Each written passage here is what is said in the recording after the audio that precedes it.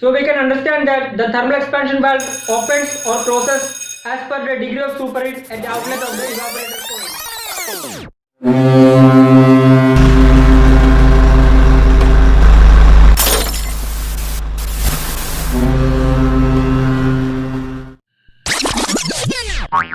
Hello guys, once again welcome back to my channel Mariner Shian. So guys, the topic of today's discussion is thermal expansion valve. Well, I will just be explaining the basics of the thermal expansion valve. Maybe in the future video, I will be going more in depth. Let's go to the video and check out what it is all about. We will be speaking the basics of the thermal expansion valve. Let's go to the discussion section. Thermal expansion valve, TEV, TXV, metering device, even some call it as constant superheat valve. Well, talking about the location of the thermal expansion valve, it is just located near to evaporator, inlet of the evaporator. Thermal expansion valve is one of the most misunderstood topic. So guys, it's very important for us engine cadet to know the basics of the thermal expansion valve. Thermal expansion valve is a type of metering device. Well, its function is just to drop the pressure of the refrigerant.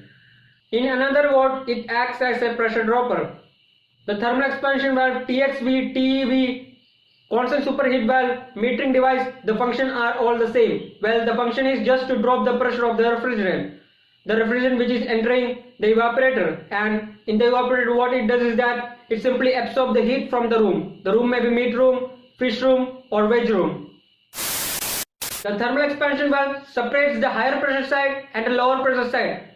By looking at the refrigerant cycle, it's quite clear that the compressor is the pressure increaser and thermal expansion valve or the metering device is the pressure dropper.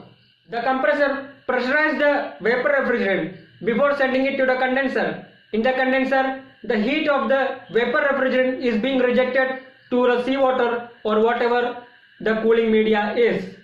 And from the condenser, the vapor refrigerant is being transformed to liquid refrigerant. And this liquid refrigerant is now sent to the thermal expansion valve.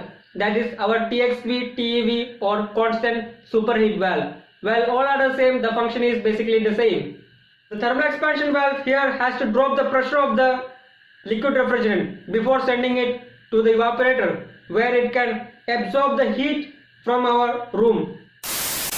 As we already discussed about ideal gas law, PV equal to nRT, as you drop the pressure, the saturation temperature is also being dropped.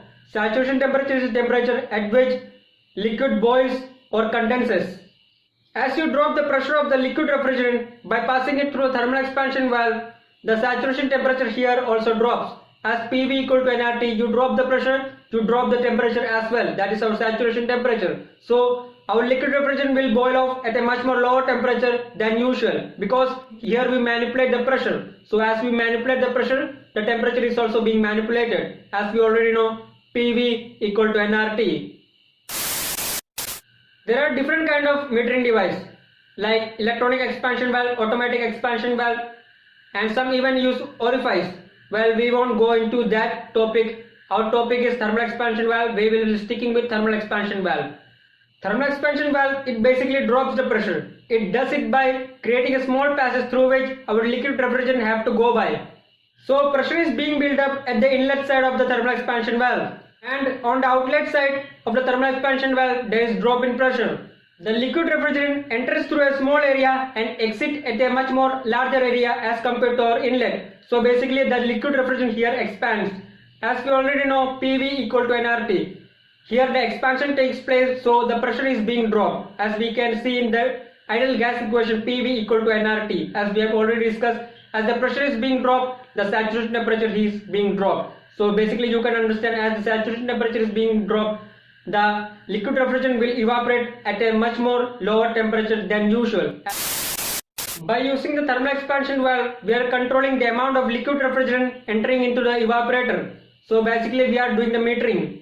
The pressure drop of the liquid refrigerant must be correct, and you must be having 100% liquid refrigerant entering the evaporator.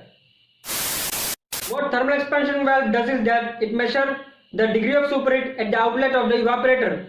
Superheat measurement is done so as to know whether our liquid refrigerant is completely transformed to vapor refrigerant or not. Because at the end of the time, you don't want any liquid refrigerant entering the compressor. It's a big no-no to the liquid refrigerant entering the compressor, because it will completely destruct our compressor.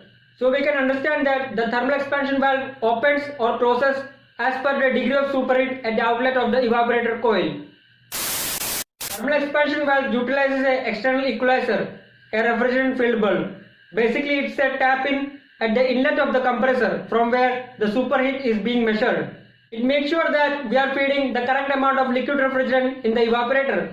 It also makes sure that we are not accidentally feeding the liquid refrigerant into the compressor, as it's a big no-no, a liquid refrigerant entering the compressor. So we want liquid refrigerant entering the evaporator so that it take out the latent heat from the room, that is meat room, fish room or veg room, and we want superheated vapor entering the compressor so that it can compress our vaporized refrigerant. That's the point, my dear friend. We are actually balancing the system by using thermal expansion valve, by actually feeding the correct amount of liquid refrigerant into our evaporator. In the evaporator, the liquid refrigerant will absorb the latent heat from the room and it will transform into superheated vapor and it will go to the compressor suction. The valve moves up and down as per considering the degree of superheat. Its main job is to maintain the degree of superheat. So it is called constant superheat valve. The second and the most important job of thermal expansion valve is to maintain correct amount of liquid refrigerant to the evaporator, that is metering. And last but not the least, not to allow any liquid refrigerant entering the compressor. Well, that's all I wanted to talk about thermal expansion valve.